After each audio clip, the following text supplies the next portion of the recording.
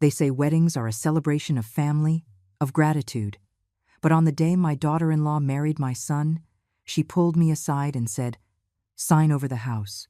You're old, you don't need it." When I refused, she slapped me so hard I hit the wall. Nobody stopped her, not even my son. I didn't raise my voice. I didn't cry.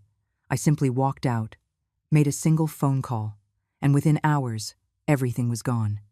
What happened next? You have to see it to believe it. Before we continue, tell us where you're watching from. For 40 years, I worked at the county clerk's office. 40 years stamping birth certificates, death certificates, and marriage licenses. 40 years watching families at their most important moments, while I returned each night to a quiet house where only Kevin was waiting for me for dinner. After I lost my husband when Kevin was just 8 years old, every dollar I saved had one purpose: to give my son what I never had. I remember when Kevin first told me about Jessica. His eyes sparkled in a way I hadn't seen since he was a little boy, asking me to read him bedtime stories. "She's special, Mom," he'd said. "She's different from all the others." I would smile and nod while serving the breakfast casserole I'd learned to make just the way he liked it, with extra cheese and slightly crispy on top. On Sunday mornings, Kevin used to come have breakfast with me. It was our sacred ritual. But little by little, those visits grew further apart. First it was, "Jessica has plans too." Then, "We have to see her family." Until my Sundays became silent, and I learned to make coffee for just one person. When they asked for help with the wedding, I didn't hesitate for a second. I sold the few pieces of jewelry I had left from my mother. I took out savings I had set aside for any emergency. I wanted Kevin to have the wedding of his dreams. I paid for the venue, a beautiful villa with a view of the ocean. I hired the best caterers, the photographer I'd seen in a magazine, all without him asking, because a mother doesn't need to be asked. The truth is, for months, I had felt Jessica pushing me out of Kevin's life. The phone conversations became shorter, the invitations to dinner scarcer. But I thought that after the wedding, when we were officially family, things would get better. How naive I was. The rehearsal was held at the same villa where the ceremony would be the next day. I arrived early, as I always do, carrying a small bouquet of roses from my garden for Jessica. A simple gesture, I thought, of welcome to the family. The villa was spectacular. Golden lights reflected in the water of the infinity pool, and beyond, the Pacific Ocean stretched out like a sheet of blue silk under the sunset. The waiters I had hired moved silently, serving glasses of champagne and small appetizers. Everything was perfect. It had all come out of my savings, but seeing Kevin smile as he practiced his vows, I felt that every dollar had been worth it. I watched from a corner as Jessica directed everyone like an orchestra conductor. She wore a pristine white dress for the rehearsal, no less, and her hair was pulled back in an updo that probably cost more than my monthly pension. Around her, her family and friends surrounded her like satellites, laughing too loud, talking too loud, taking up all the space. Mrs. Peterson?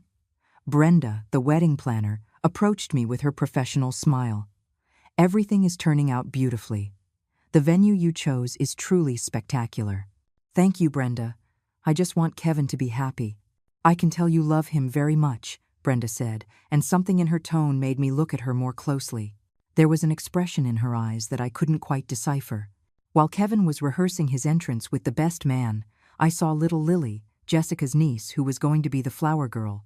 She was only 6 and was hiding behind a pillar, overwhelmed by all the noise and movement. I approached her with a small cookie I had saved in my purse. "Are you okay, sweetie?" Lily nodded shyly but accepted the cookie. Her big brown eyes reminded me of Kevin when he was little. "You're going to look so pretty in your flower dress tomorrow," I told her softly. "Are you Kevin's grandma?" she asked. Before I could answer, Jessica's shrill voice cut through the air like a knife. "Lily, what are you doing over there? Come here right now." The little girl ran off, and I was left alone by the pillar, suddenly feeling like an intruder at a party I had paid for myself. The rehearsal continued. Kevin stumbled over his lines twice, nervously, and Jessica corrected him each time with a little laugh that didn't reach her eyes. I saw how Jessica's mother, a woman with too much jewelry and too much makeup, whispered something in her friend's ears while looking at me. I didn't need to hear the words to know what they were talking about. When the formal part was over, everyone headed to the main hall for the rehearsal dinner. I looked for my seat at the tables.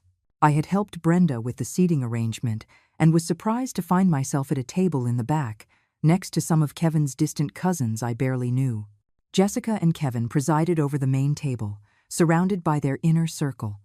No one seemed to miss my presence there. During dinner, I overheard snippets of conversations about the condo Kevin and Jessica had seen at the marina, about the honeymoon plans to the Maldives that I had financed, about the bright future that awaited them. No one mentioned who had made it all possible. After dessert, when some guests were starting to say their goodbyes, Jessica approached my table. She was holding a half-empty glass of champagne and a smile I didn't recognize. "Helen, can I talk to you for a moment?" Her voice sounded sweet, but there was something sharp underneath it. In private, I stood up and followed her to a side terrace, more secluded, where the party lights barely reached. The sound of the ocean was stronger here, and a cool breeze moved the white curtains that decorated the space. "Tomorrow is going to be a very special day," Jessica began, swirling the glass between her hands. "The beginning of a new life, for Kevin and me. Yes, I'm very happy for both of you. That's why I wanted to talk to you. You see, Helen..." She paused, as if choosing her words carefully. "Kevin and I have been talking about the future, about how we want to live, about what we need to be truly happy." I waited in silence, though something in my stomach began to twist. "The thing is, we've seen a beautiful condo at the marina, modern, with ocean views, perfect for starting our family, but we need a substantial down payment. And well..." She took a step closer. "Your house is in a great location. It's worth a lot of money." "My house?" "Kevin told me it's yours, completely paid off. $450,000, right?" Her smile widened. "We thought it would be the perfect wedding gift. We would take the new condo. And you, well, you could move into something smaller, more appropriate for someone your age." The words took a moment to cut through the confusion in my mind. "Are you asking me to give you my house?" "Not asking, Helen, expecting." Her tone changed, becoming colder. "You're an older woman. You live alone in a house that's too big. We're young. We're going to have children. It makes more sense, don't you think?" "Jessica, that house it's all I have. It's where Kevin grew up, where all my memories with his father are." "Memories are in your heart, not in the walls," she replied impatiently. "Besides, it's not like we're going to leave you on the street. We could help you find a small apartment, closer to downtown, more convenient for you." I stared at her, trying to understand if I was really hearing what I thought I was hearing. "Jessica, I'm not giving you my house." Her smile vanished completely. "Excuse me?" "I said I'm not giving you my house. It's my home." The silence that followed was thick, heavy. I could hear the party continuing in the distance, the laughter and conversations seeming to come from another world. "Helen," Jessica said, and now her voice trembled with barely contained rage. "I don't think you understand the situation. Kevin is your only son. We are his family now, and a family helps each other. I have helped. I paid for this wedding. I paid for the honeymoon. That's the least you can do." Her voice rose dangerously. "Kevin has taken care of you his whole life. He sacrificed opportunities for you. It's time you give something back. Jessica, lower your voice, please. Don't tell me what to do. You're a selfish old woman who doesn't want to let go." I heard footsteps approaching. Some of the bridesmaids appeared on the terrace, drawn by the commotion. Among them was little Lily, who immediately hid behind one of the young women. "Everything is fine," I said softly, trying to de-escalate the situation. "We were just talking." "It's not fine," Jessica shouted. "This woman refuses to help her own son after everything Kevin has done for her. Jessica, please." And then it happened, so fast I barely had time to process it. Jessica's hand came up, and the slap echoed like a gunshot in the night. My cheek burned, and the metallic taste of blood spread through my mouth where I'd bitten my tongue. The silence that followed was absolute. Even the ocean seemed to stop. I saw Lily's eyes, huge and terrified, before she hid completely behind her companion.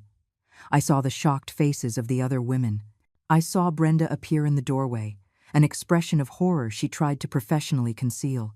And I saw Kevin, my Kevin, who came running when he heard the commotion, who stopped in his tracks when he saw the scene, who looked at my reddened cheek and then at his fiancée, and who said nothing. Nothing. He just stood there, mouth agape, his eyes darting between Jessica and me, like a child who doesn't know which toy to choose. I brought my hand to my cheek, feeling the heat of the slap spread. Everyone was looking at me, waiting for a reaction, waiting for screams, tears, drama. Instead, I straightened up. I smoothed my skirt. I looked Jessica in the eyes for a moment that felt like an eternity. "Good night," I said simply, and I left. I walked slowly through the main hall, where some guests were still drinking and laughing, oblivious to what had happened on the terrace. I picked up my purse from the table. I said a polite goodbye to the few who came over to say hello. And I walked out to the parking lot. Only when I was inside my small Toyota, with the doors locked and the engine running, did I allow my hands to tremble on the steering wheel. But I didn't cry. Not yet. Because I knew exactly what I was going to do next. The drive home was like driving through a thick fog. The lights of the city flickered by, but my mind was completely focused on one thing. The small blue notebook I kept in the top drawer of my desk, where I had written down all the phone numbers of the wedding vendors. I parked on my quiet street, where the streetlights cast yellow circles on the damp asphalt. My house greeted me in silence, familiar and cozy, with the scent of the basil plants I tended on the balcony. I poured myself a glass of water and sat in the kitchen, under the fluorescent light that flickered slightly.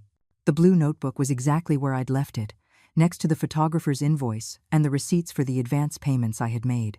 $450,000, Jessica had said, the value of my house. The house where Kevin had taken his first steps, where I had patched up his scraped knees, where we had spent countless nights watching movies on the couch after his father died. The house they now wanted me to give away as if it were a cheap trinket. I picked up the phone and dialed the first number. Telling and preparing this story took us a lot of time, so if you're enjoying it, please subscribe to our channel. It means a lot to us. Now, back to the story. It was 11:30 at night, but Brenda, the planner, had put her personal number on the contract with a note that said, "Available 24 hours for emergencies." This definitely qualified as an emergency. "Hello?" Her voice sounded sleepy but alert. "Brenda, it's Helen Peterson. I'm sorry to call you so late." "Mrs. Peterson." There was a pause, and I could hear her sit up in bed. "I saw what happened tonight. Are you okay?" Her genuine concern surprised me. In my 40 years of work, I'd learned to distinguish between professional courtesy and real interest. This was the latter. "I'm fine, Brenda, but I need to talk to you about tomorrow." "Of course. What do you need?" "I need to cancel everything." The silence on the other end of the line stretched for several seconds. When Brenda spoke again, her voice was careful, professional. "Everything, Mrs. Peterson? Everything that's in my name. The villa, the catering, the flowers, the photographer, the music, everything I hired and paid for. Mrs. Peterson, I understand you're upset, but the wedding is tomorrow. The guests are already in town, some are coming from other cities." "Brenda," I interrupted her gently, "did you read the clauses of the contract we signed?" Another pause. I could hear the sound of papers being moved. "Yes, of course I read them. You have the right to cancel up to 12 hours before the event, but... So you know I'm within my rights?" "Yes, technically, but..." "There are no buts, Brenda. Cancel everything. Tonight." I waited, listening to her breathing on the other end of the line. I knew she was calculating, weighing the professional implications against what she had witnessed that night.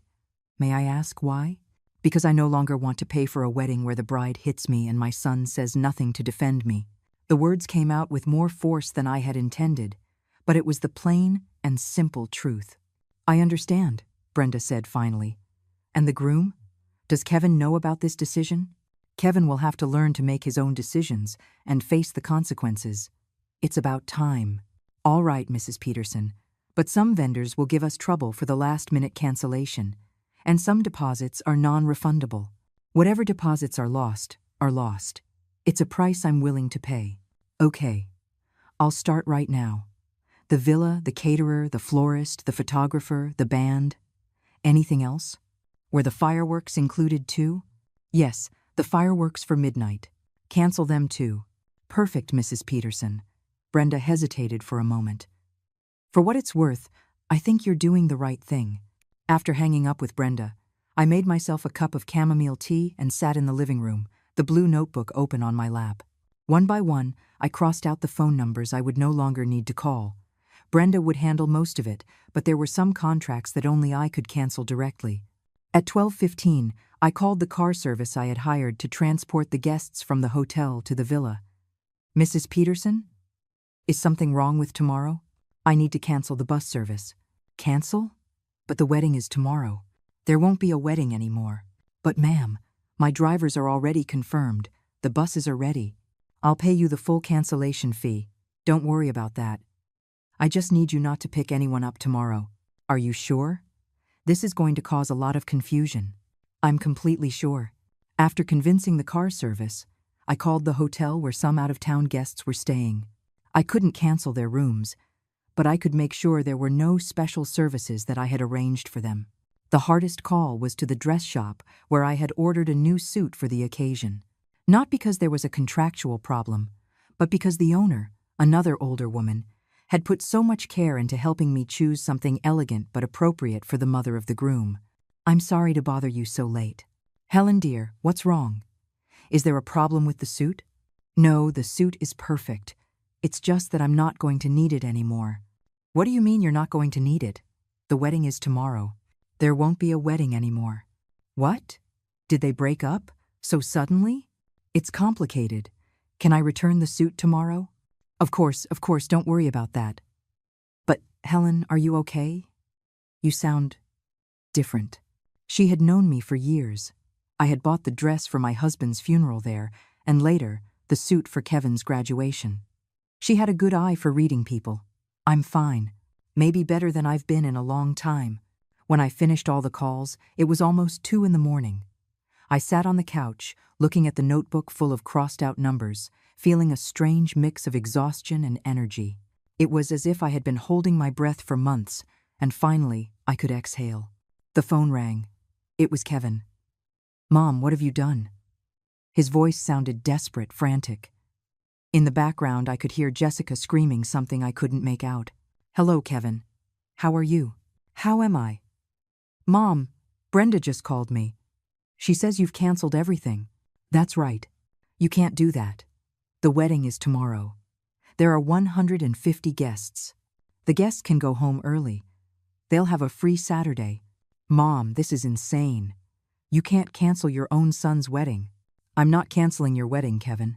I'm canceling my payments. It's the same thing. No, it's not the same. If you want to get married tomorrow, you can. But you'll have to find your own way to pay for it. But everything is already set up. Everyone is going to show up expecting a party. Then maybe you should have thought about that before you let your fiancé hit me. Silence. A long, tense silence.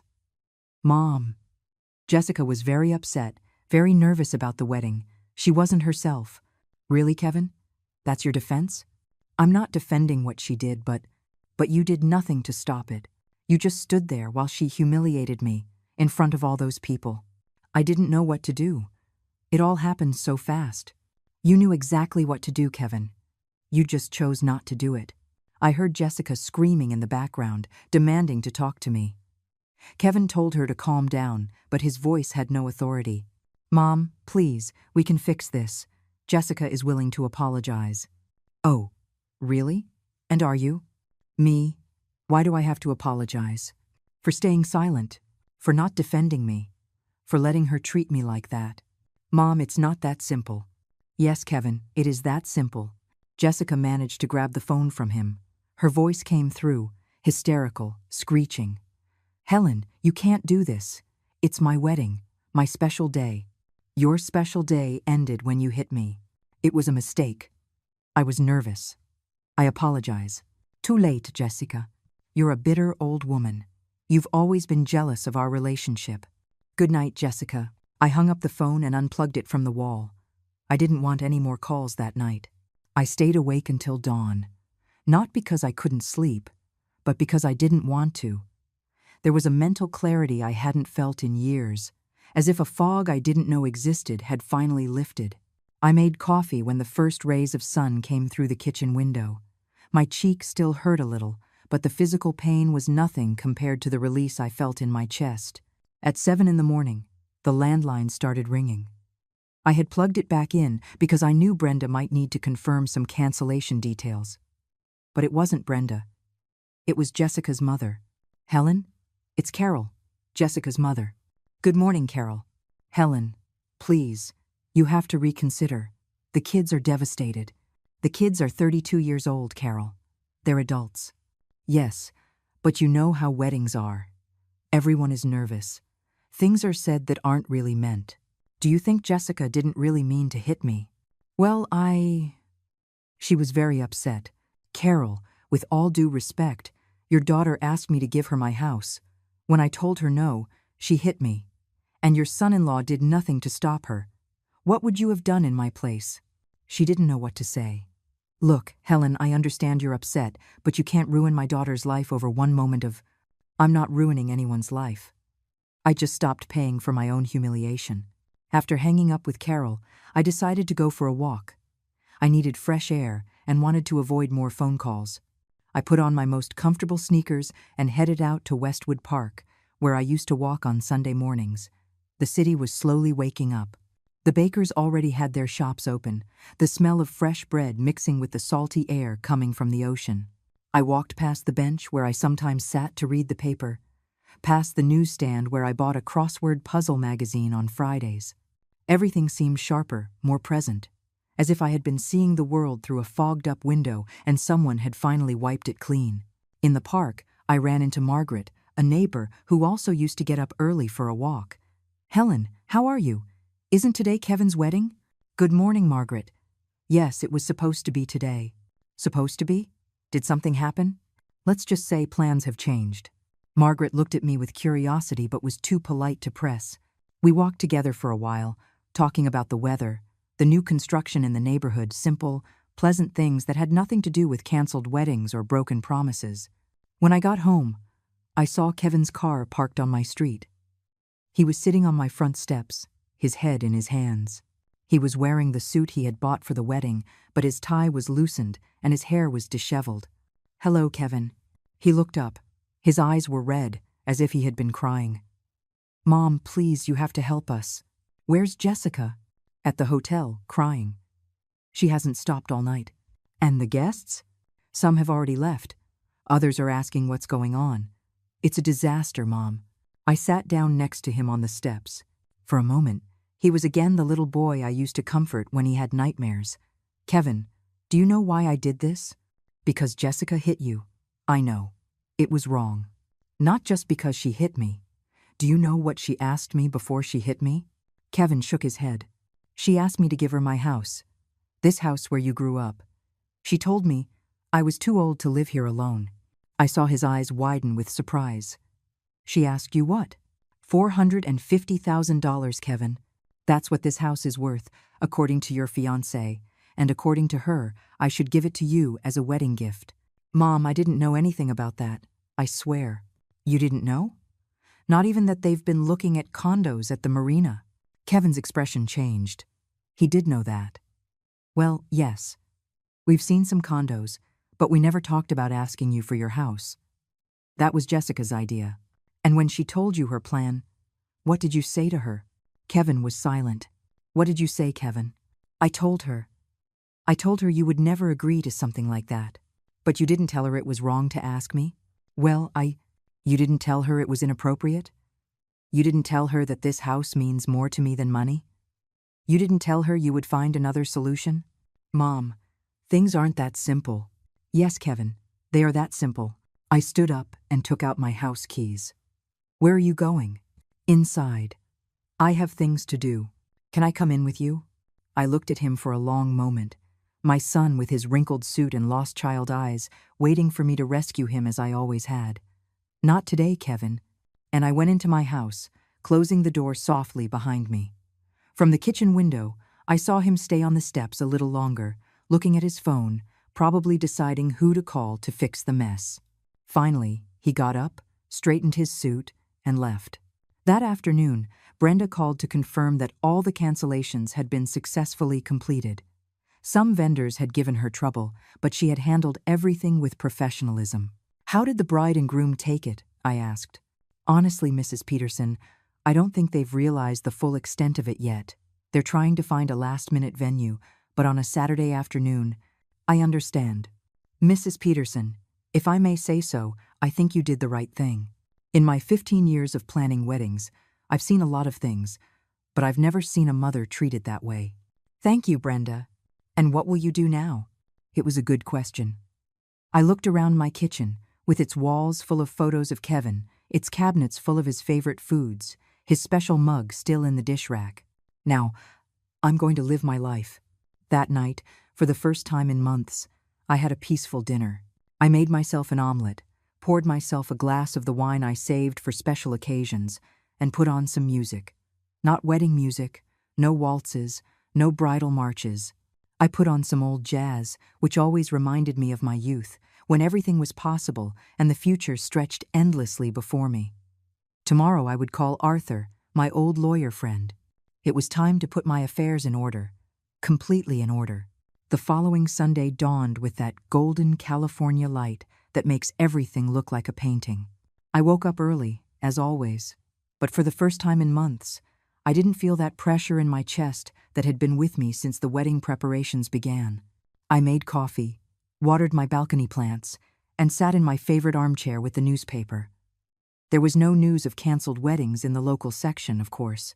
Life went on as normal for the rest of the world, while somewhere in the city, 150 guests were probably waking up and wondering what to wear to a ceremony that no longer existed. At 9 in the morning, the phone rang. It was Arthur Bennett, my old friend, the retired attorney who had been my late husband's colleague at City Hall. "Helen, my dear, I just spoke with Brenda. Is what she told me true?" "That depends on what she told you. That you canceled the wedding after the bride hit you." "Then it's true." Arthur sighed deeply on the other end of the line. "How are you, Helen?" "Surprisingly well, Arthur. Better than I've felt in a long time. Brenda told me you might need some legal advice." "That's right. Could you come over this afternoon? I think it's time to review my will and some other documents." "Of course. Does 5 o'clock work for you?" "Perfect." After hanging up, I decided to treat myself to something I hadn't allowed myself in a long time: breakfast at my favorite neighborhood cafe. I dressed carefully, choosing my favorite blue blouse, the one that made me feel elegant without being showy, and walked downtown. The morning was beautiful. The cobblestone streets of the old town gleamed after the overnight rain, and the air had that freshness you only find near the ocean. I passed by the old mission, where a few couples were posing for wedding photos. I idly wondered if any of them were living the drama I was supposed to be living at that moment. At the cafe, the owner greeted me with his usual smile. "Mrs. Peterson, how are you? Wasn't today Kevin's wedding?" "Good morning. Plans changed." "Oh? Did they postpone it?" "Something like that." I smiled, ordering my usual coffee and avocado toast. I sat at my regular table, by the window that overlooked the small plaza. From there, I could see families strolling with their children, elderly couples holding hands, tourists consulting maps with confused expressions. Normal life, simple life, life without drama. I was finishing my breakfast when I saw a familiar SUV pull up, belonging to Jessica's mother. Carol got out, along with 2 other women I recognized as Jessica's aunts. They were heading straight for me. "Helen," Carol said, approaching my table with a tense smile. "What a coincidence finding you here." "Good morning, Carol. Ladies, can we sit with you for a moment?" I nodded. Although I knew perfectly well this was no coincidence, they had been looking for me. "Helen," Carol began once they were seated, "we've come to ask you to reconsider your decision. The kids are devastated." "The kids?" "Kevin and Jessica. Jessica hasn't stopped crying since last night. Kevin is like a lost soul. And the guests? Some came from New York, from Chicago. I understand it's an awkward situation," I said calmly, "but it wasn't my decision to create that situation. But it was your decision to make it worse," one of the aunts intervened. You could have waited until after the wedding to sort out your problems. My problems? I looked at them one by one. Do you know what your niece asked me before she hit me? The three of them exchanged glances. Yes, we know, Carol admitted. And we agree, it was poorly phrased. But Jessica is young, she's impulsive. Jessica is 32 years old, Carol. She's not a child. But you're older, you're wiser. You could have handled the situation with more diplomacy. The word diplomacy echoed in my ears like a jarring bell. Diplomacy? You think I should have been diplomatic after she hit me? Well, maybe hitting you was wrong, but you also could have been more understanding of her request, the other aunt said. After all, young people today need more help getting started in life. I stared at them for a long moment, trying to process what I had just heard. Are you suggesting I should have just given her my house? Not given, Carol hurried to clarify. But maybe a loan? Some temporary help? My house is worth $450,000. It's not $5,000 to furnish an apartment. But you live alone, Helen. It's a very large house for one person. And there it was again, the same argument Jessica had used. As if living alone was a crime, as if needing space was an undue luxury for a woman my age. Ladies, I said, standing up and leaving money on the table, I believe this conversation is over. Helen, please. Carol stood up too. We just want things to go back to normal. Normal was your niece respecting me. That option no longer exists. But think about Kevin. He's your son. That's precisely why I'm doing what I'm doing. I walked out of the cafe feeling stronger than when I had entered. Every encounter, every attempt at manipulation only confirmed that I had made the right decision. I spent the rest of the morning at home, organizing papers for my meeting with Arthur. I found my original will, the property deed for the house, and some other legal papers I hadn't looked at in years. Everything was in order, but there were some things that definitely needed to change. At 12:30, Kevin showed up at my door. This time, he wasn't alone. Jessica was with him, though she stayed several steps back, as if afraid to get too close. Mom, can we talk? Of course, Kevin, but she stays outside. Mom, Jessica wants to apologize to you personally. I'm not interested. If she wants to talk to me, she can write me a letter. Please, Mom, just 5 minutes. I looked at Jessica over Kevin's shoulder. She was wearing a black dress as if she were in mourning, and her eyes were swollen from crying. But even in her seemingly vulnerable state, there was something about her posture I didn't like. A tension, as if she were holding something back. 5 minutes, Kevin. Just you. Kevin turned to Jessica and said something in a low voice. She nodded, but I saw her clench her fists. Mom, Kevin began once we were alone in the living room. This is turning into a scandal. Everyone is talking about it. And? Mom, it's humiliating. The guests are asking what happened. The vendors are furious. The hotel we were going to stay at is demanding explanations. Kevin, in all of what you're telling me, have you at any point thought about apologizing to me? Apologize for what? For not defending me when your fiancé hit me. Mom, I was in shock. I didn't know how to react. You knew perfectly well how to react. You chose not to. It's not that simple. Yes, it is that simple. This time, my voice rose. Your fiancé hit me in front of a crowd of people and you did nothing. Nothing, Kevin. What did you want me to do? Start yelling at her in front of her whole family? I wanted you to be my son. I wanted you to defend me like I've defended you your whole life. Kevin was silent, staring at the floor.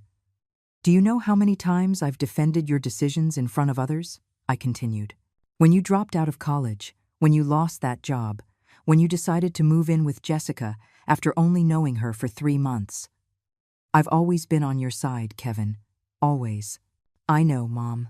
You know? Then why, when I needed you to be on my side, did you choose to stay silent? Because I didn't want to create more problems. More problems than your fiancé had already created? Kevin finally looked me in the eyes. Mom, Jessica made a mistake. A very big mistake. But she's still the woman I want to marry. Then marry her, Kevin. But do it with your money, not mine. Is that what you want? For me to get married without your blessing? What I want is for you to take responsibility for your decisions. If you want to marry a woman who hits your mother, That's your choice. But don't expect me to finance it. Mom, please. We can't afford another wedding. We already spent all our savings on the honeymoon and the apartment. What apartment? Kevin blushed. The condo at the marina. We already signed the purchase agreement. You already signed? With what money? With our savings and… Well, we were planning to ask you for help with the rest. Were you planning to ask me for help? Or were you planning to ask me for my house? That was Jessica's idea, not mine. But you didn't stop her. I didn't know she was going to ask you like that, so… Directly. Kevin, did you want my house? The question hung in the air between us. I saw Kevin struggle with the answer, how he weighed honesty against convenience. I thought maybe, when you were older, when you couldn't take care of the house by yourself anymore. When I was older? When? At 80? At 90? I don't know, Mom. I hadn't thought about the details. And in the meantime, would you wait for me to die to get the house, or would you prefer I moved into a nursing home so you could sell it sooner? Mom, that's horrible. I would never think something like that. No? But you did think I should give it to you now, when I'm 70 years old and in perfect health, because your fiancé decided you needed it. Kevin ran his hands through his hair, a gesture he'd made since he was a child when he felt cornered. I don't know what you want me to say, Mom. I want you to tell me the truth. You believed you had a right to my house. You're my mother. I'm your only son. It was going to be mine someday anyway. There it was. The truth, raw and simple. Someday, Kevin, when I die, not now, when I have a perfectly valid life ahead of me. I know. Jessica was impulsive. She shouldn't have asked you for that now. Is the problem the when or the what? What do you mean? Is the problem that she asked for the house now, or that she asked for the house at all? Kevin didn't answer. He didn't have to. His silence was answer enough. I think this conversation is over, I said, standing up. Mom, wait. What are we going to do about the wedding? That's for you two to figure out.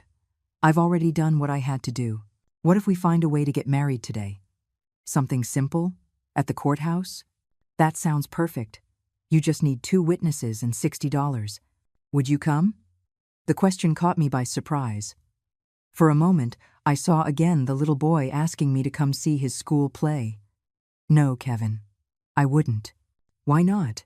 Because I can't bless a marriage that began with your fiancé hitting me. But I'm your son. That's precisely why. Kevin left without another word. From the window, I saw him meet Jessica on the street. She asked him urgent questions, gesturing wildly.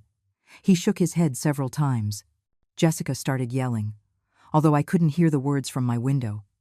Finally, they got in the car and drove away.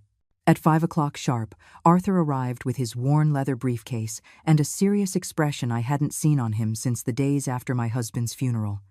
Helen, tell me exactly what happened. I told him everything, from the beginning. Jessica's request, the slap, Kevin's passivity, the cancellations. Arthur listened without interrupting, occasionally taking a few notes. And Kevin knew about Jessica's plans for your house? Not exactly, but he had an idea, and he did nothing to dissuade her. I see. What do you want to do legally? I want to make sure that neither Kevin nor Jessica can ever claim anything from my estate. Ever. Ever is a very strong word, Helen. Are you sure? Completely sure. Arthur opened his briefcase and took out some documents. Very well.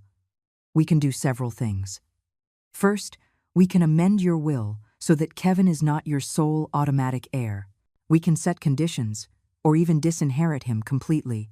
Can I do that? In this state, you can disinherit a child for just cause. Mistreatment or egregious disrespect could be considered just cause. Does egregious disrespect include letting your fiancé slap your mother? A judge could interpret it that way, yes. Then do it. Do you want to disinherit him completely? I thought for a moment, looking at the photos of Kevin that covered the living room walls. Baby Kevin, Kevin at his first communion, Kevin on his graduation day, Kevin at his recent birthdays. Not completely, but I want him to know that his actions have consequences. We can stipulate that he inherits only a minimal portion, the statutory share that the law requires, and the rest can go to whomever you choose. Who could I give it to? A charity, friends, any cause that matters to you. I thought of Brenda, who had risked her professional reputation to help me. I thought of the daycare center where my mother had spent her last happy years. I thought of all the older women who were probably going through situations similar to mine. I want you to prepare several documents, Arthur. And I want Kevin to receive a copy of all of them. Are you sure? Once he sees the documents, there's no turning back. There's no turning back anyway. That night, after Arthur left with the list of legal changes we wanted to make, I made a simple dinner and sat on my patio overlooking the ocean. The lights of the city stretched out before me like fallen stars, and the sound of the waves came softly on the night breeze. For the first time in months, I felt at peace. It wasn't the peace of avoided conflict, but the peace of a decision made. The peace of knowing that, finally, I was living on my own terms. Tomorrow would be another day, with its own challenges and decisions. But tonight, sitting on my own patio, in my own house, surrounded by my own things and my own memories, was completely mine. And that was more than I had had in a long time. The peace of that night on my patio was the last moment of calm I would have for several weeks. The next day, Arthur arrived early with the documents we had discussed, and a few more he had prepared overnight. "I've been thinking about your situation, Helen," he said as he spread papers across my kitchen table. "There are several things we can do to protect you completely." "What kind of things?" "First, the new will. I've drafted 3 different versions, depending on how severe you want to be." He showed me the documents. The first version reduced Kevin's inheritance to the minimum statutory share and designated the rest to charities. The second disinherited him completely for family mistreatment. The third was intermediate. Kevin would inherit half, but with very specific conditions. What kind of conditions? That he publicly apologizes to you, that Jessica does the same, and that they both attend family therapy for at least a year before they can access the inheritance. The idea was almost comical to me. Kevin and Jessica in therapy, being forced to confront their actions, and if they don't meet the conditions, then the inheritance automatically goes to the charities. I like the third option. Perfect. Now, I've also prepared a revocation of power of attorney. Have you ever given Kevin power to act on your behalf? No, never. Good, but it's better to be safe. I also want you to sign a document that specifies any future donations or gifts to Kevin must be notarized and have at least 2 independent witnesses present. Do you think that's necessary? Arthur looked at me seriously. Helen, in my 40 years as an attorney, I've seen families destroyed over money. I've seen children who manipulate their elderly parents, who pressure them, who even threaten them. I'm not saying Kevin will go to those extremes, but after what's happened, I understand. Do it. We spent the morning signing documents. My new will, the preventive revocation of power of attorney, a document specifying my future medical care wishes, and finally, a letter addressed to Kevin explaining the reasons for these changes. Do you want me to send him the documents today? Arthur asked. Yes. I want him to know exactly where he stands. After Arthur left, I stayed at home organizing other aspects of my life that I had neglected during the months of wedding preparations. I called my bank to review my accounts, contacted my doctor to schedule checkups I had postponed, and even called a landscaping company to come prune the trees in my yard. It was strange how the crisis had put everything into perspective. Suddenly, I had the energy for things I had been putting off for months. The phone rang in the mid-afternoon. It was Brenda. "Mrs. Peterson, how are you?" "Fine, Brenda. And you? How have you handled all this professionally?" "Better than I expected, actually. Some vendors were upset at first, but when I explained the circumstances, well, most of them understood, especially the women." "The women?" "Yes. The florist told me she'd been through something similar with her daughter-in-law. The caterer has an 80-year-old mother and said he would have done the same thing you did. Even the photographer, who was furious at first about losing the job, changed his mind when he heard the details." "How did they find out the details?" "Well," Brenda paused. "Lily, the flower girl, told her mother what she saw, and her mother told a few friends. You know how these things are." The phone rang again. This time it was a voice I didn't recognize. "Helen Peterson?" "Yes, who's speaking?" This is a reporter from the local paper. I'd like to talk to you about the events of last weekend. I have no comment. Ma'am, I understand it was a very difficult situation for you. I would just like to hear your side of the story. My side is my business, but I believe your story could inspire other women in similar situations. I hung up the phone. An hour later, someone knocked on my door. Through the peephole, I saw a young man with a notebook in his hand, obviously the reporter. I didn't open the door, but I could hear him talking to my next-door neighbor, Margaret. Do you know Mrs. Peterson? Do you know anything about a canceled wedding? I couldn't hear Margaret's response, but after a few minutes, the reporter left. That evening, Kevin appeared at my door with a copy of the legal documents Arthur had sent him. His face was red with anger. "What is this, Mom?" he shouted, waving the papers. "Are you disinheriting me?" "Kevin, lower your voice. The neighbors will hear you." "I don't care if they hear me. My own mother is disinheriting me for defending my fiancé. Your fiancé hit me, and you chose not to defend me. This is insane. You can't do this." "Yes, I can, Kevin. And I have. But I'm your son. Your only son." "Exactly. You're all I have in this world. And yet you chose to stay silent when that woman humiliated me." Kevin stormed into the house without an invitation and collapsed onto the living room couch. "Mom, please, we can fix this. Jessica is willing to apologize, in person, in front of anyone you want." "Oh, really? And are you?" "Why do I have to apologize?" "Read the documents, Kevin. It's explained very clearly in there." Kevin reviewed the papers more closely. "Family therapy, public apologies. Mom, this is ridiculous. It's what you have to do if you want your inheritance. I shouldn't have to do anything to get what's mine by right." And there it was again. That sense of entitlement. That his inheritance automatically belonged to him. "Kevin, nothing I have is yours by right until I die, and even then, only if I decide so. You're my mother. You're supposed to take care of me. I have taken care of you for 32 years. Now it's your turn to take care of yourself." Kevin got up from the couch, pacing back and forth in the living room like a caged animal. "Do you know what people are going to say when they find out about this? What are they going to say? That you're a bitter old woman who can't stand to see her son happy." His words hurt more than I expected, but I kept my voice calm. "If that's what you think of me, Kevin, then maybe it's better if things stay as they are. It's not what I think, it's what people will say. And you care more about what people say than about what I feel?" Kevin stopped short. "That's not what I said." "It's exactly what you said." He stood there, the crumpled documents in his hands, looking at me as if I were a stranger. "I don't recognize you, Mom. This isn't you." "You're right, Kevin. This isn't me. The old me would have put up with it in silence, would have pretended nothing happened, would have continued to finance your life without asking for anything in return. But that woman no longer exists. And who is this new version? She's a woman who respects herself. A woman who doesn't allow herself to be humiliated, not even by her own son." Kevin folded the documents and put them in his pocket. "If you change your mind—" "I'm not going to change my mind, Kevin. The conditions of the will are very specific." "Yes, they are. And if I meet them, the apologies, the therapy, all of it, then you will inherit half of my estate, as specified. And the other half? It will go to places where it will do some good." Kevin nodded slowly. "How long do I have to decide?"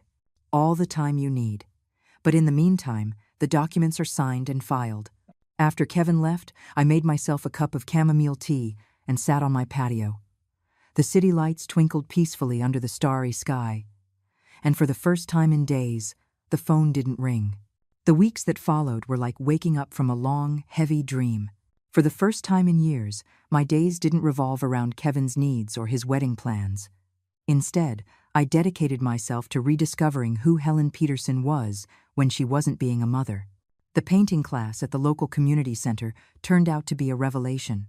It had been 30 years since I'd touched a paintbrush, since before Kevin was born, but my hands remembered the pleasure of mixing colors, of watching shapes emerge on the canvas. The teacher, a woman my age named Diane, quickly became a confidante. "You know what I love most about painting?" she told me one Tuesday afternoon as we cleaned our brushes. That every stroke is a decision, and you can choose whether to stick with that decision or paint over it. I wish life were that easy to correct, I replied. Who says it isn't? Her words stayed with me for days. Maybe I had been so focused on not being able to change the past that I hadn't really considered what I wanted to do with the future. The most dramatic change came when I decided to sell the house. The decision wasn't impulsive. For weeks, I had been walking through the rooms, noticing how every corner was filled with memories of Kevin as a child, but no longer of Kevin as an adult. His room was still decorated, as it was when he was 18. In the kitchen, I still kept his favorite cereal that he no longer ate. The backyard was designed for a child who used to play there, not for a 70-year-old woman living alone. When I called the real estate agent, Diane was the first person I told. "Are you sure?" she asked as we painted a seascape. "It's a big decision. It's my house, but it's not my home anymore.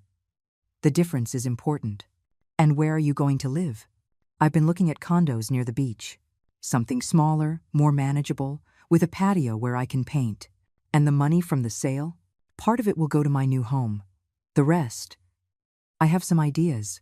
One of those ideas had started to take shape during my conversations with Diane and other women at the community center.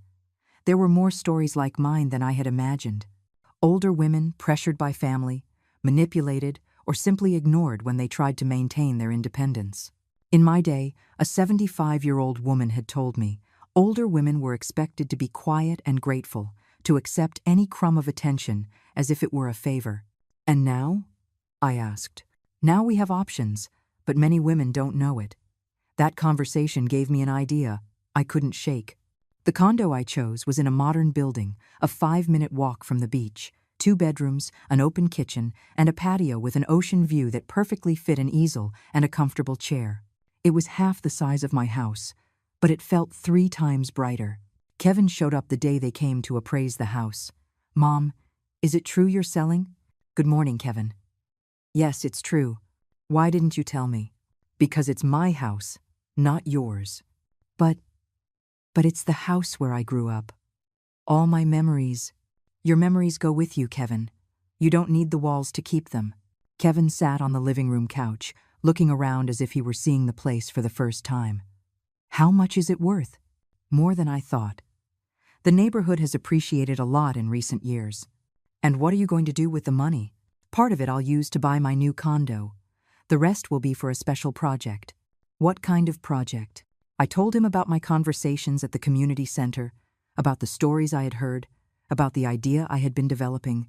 "I want to create a foundation, a place where older women can find legal, emotional, and practical support when they face family or financial conflicts."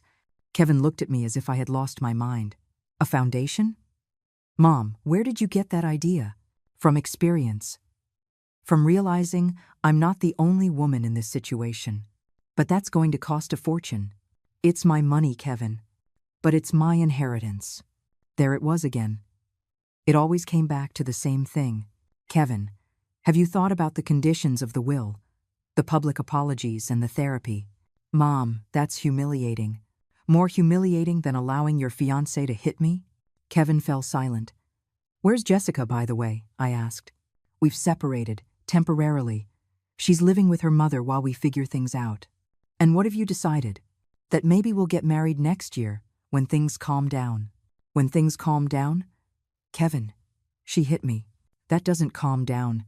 That's something you confront." "I know, Mom. That's why we're in therapy." I was surprised to hear that. "In therapy?" "Yes. Jessica started first, for anger management. I started last week. Individual therapy or together?" "Individual for now. The therapist says we first have to work on our own issues before we can address the couple's issues." It was more progress than I had expected. "And how's it going?" Kevin ran his hands through his hair, his usual nervous gesture. "It's hard. The therapist asks me questions that I don't like." "What kind of questions?" "About how I treat you. About whether I really see you as an independent person or just as my mother. About whether I think I'm entitled to your things just because I'm your son." "And what have you answered?" That maybe I haven't been as fair to you as I thought." It was the first time in months that Kevin had admitted any kind of responsibility. "And Jessica?" She's working on her control issues. Apparently, it has to do with her childhood, with always feeling financially insecure. That doesn't justify what she did. No, it doesn't justify it, but at least it explains why she did it. We sat in silence for a while, surrounded by the boxes I had been filling with my belongings. Mom, about the conditions of the will. Yes? If I meet them, are you really going to go ahead with the foundation? I'm going to go ahead with the foundation either way, Kevin. It's something I want to do for myself, not something I'm doing to punish you. And if I don't meet them, then the foundation will receive your share of the inheritance as well. It will be larger, it will be able to help more women. Kevin nodded slowly. Can I ask you something? Of course. Will you ever forgive me? The question caught me off guard.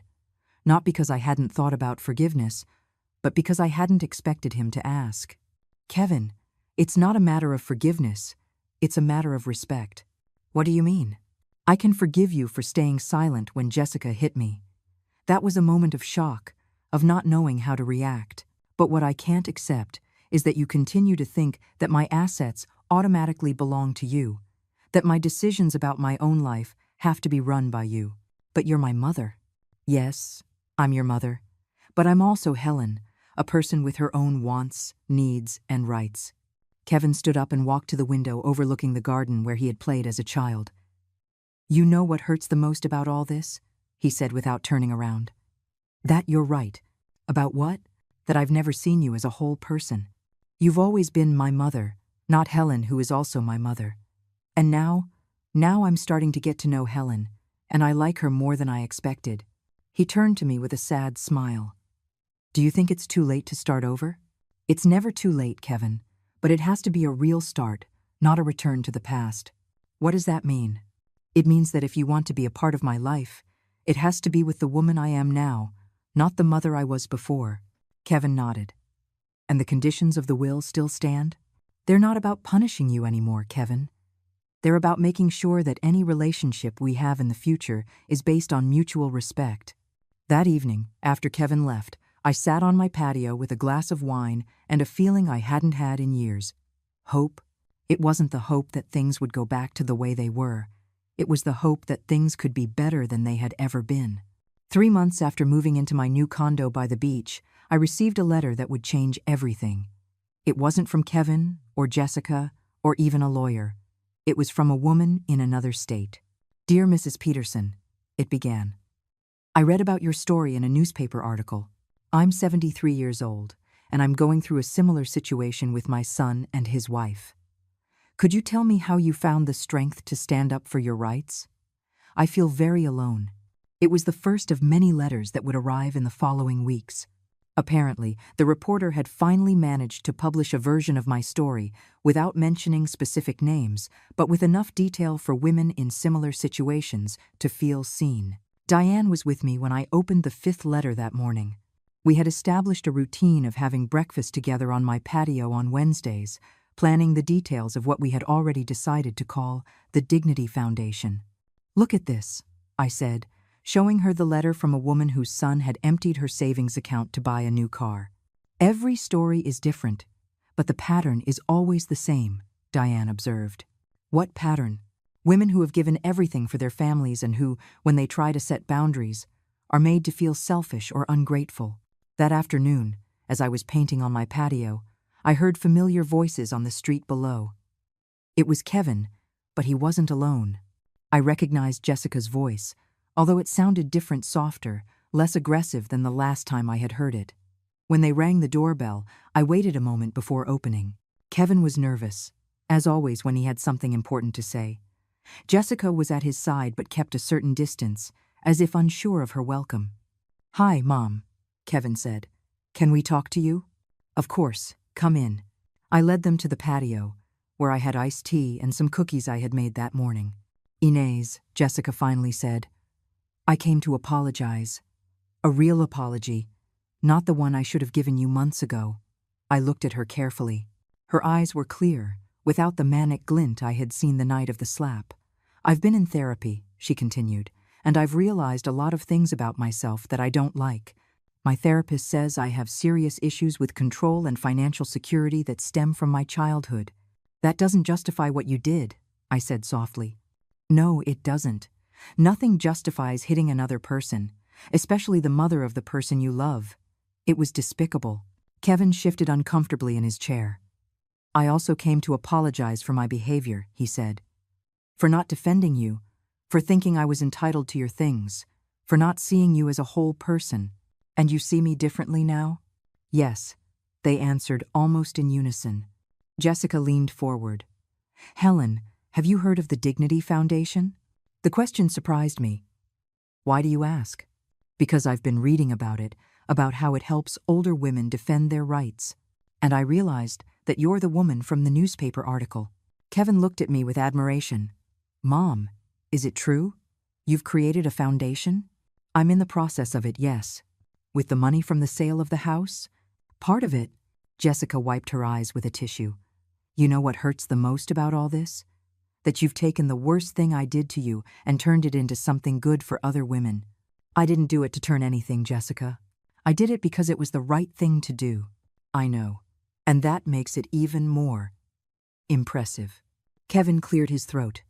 Mom, Jessica and I have been talking about the conditions of your will. Oh? We want to meet them. All of them. Even the public apologies. Jessica nodded. Especially the public apologies. I think it's important for other women to know that what I did to you was wrong. That defending yourself was the right thing to do. And the family therapy? We've already started, Kevin said. We go together once a week, in addition to our individual sessions. And how is it going? It's hard, Jessica admitted. But necessary. I'm learning to manage my anxiety about money without trying to control other people. And I'm learning to have difficult conversations instead of avoiding them, Kevin added. I looked at both of them, searching for signs of manipulation or performance. But what I saw was sincerity, weariness, vulnerability, but sincerity. And what about the wedding? I asked. We've decided to postpone it indefinitely, Kevin said. Until we're sure we're together for the right reasons, not out of dependency or fear. And what if it turns out you're not right for each other? They looked at each other. Then we'll face it, Jessica said. But in a mature way, without hurting others in the process. That afternoon, after they left, I stayed on my patio watching the sun set over the Pacific. There was something profoundly peaceful in that moment, as if a storm that had lasted for years had finally passed. 6 months have passed since the wedding that never was. The Dignity Foundation is now a reality, with small but functional offices in downtown Seacliff. We have helped over 50 women navigate family conflicts, set financial boundaries, and find legal support when they needed it. Kevin and Jessica have met all the conditions of the will. Their public apologies, published in the same newspaper that had told my story, have inspired other families to have difficult but necessary conversations. They continue in therapy, individually and as a couple, and are rebuilding their relationship on a more solid foundation. I still paint on my patio every morning, watching the sun rise over the ocean. My life is smaller in some ways, a condo instead of a house, fewer material possessions but infinitely richer in the ways that matter. Diane has become the sister I never had. The women from the foundation are my chosen family. And Kevin, slowly, is becoming the son I always hoped he would be. Respectful, considerate, and capable of seeing his mother as a whole person. Yesterday, I received a letter from another woman who had read about the foundation. Thank you for showing me that it's never too late to live on our own terms, she wrote. This morning, as I read her letter on my patio with the sun warming my face, I smile for real for the first time in years. It's not the polite smile I used to use to hide my discomfort, nor the forced smile of keeping the family peace. It is the smile of a woman who has found herself. The smile of the quietest victory of all. That of living authentically. On my coffee table is the photo album I saved when I sold the house photos of baby Kevin, of my late husband, of happy moments from the past. But next to it is my sketchbook, full of plans for the future. New programs for the foundation, landscapes I want to paint, trips I want to take. The past has its place, honored and loved, but the future belongs to me. And that, I'm discovering, makes all the difference in the world.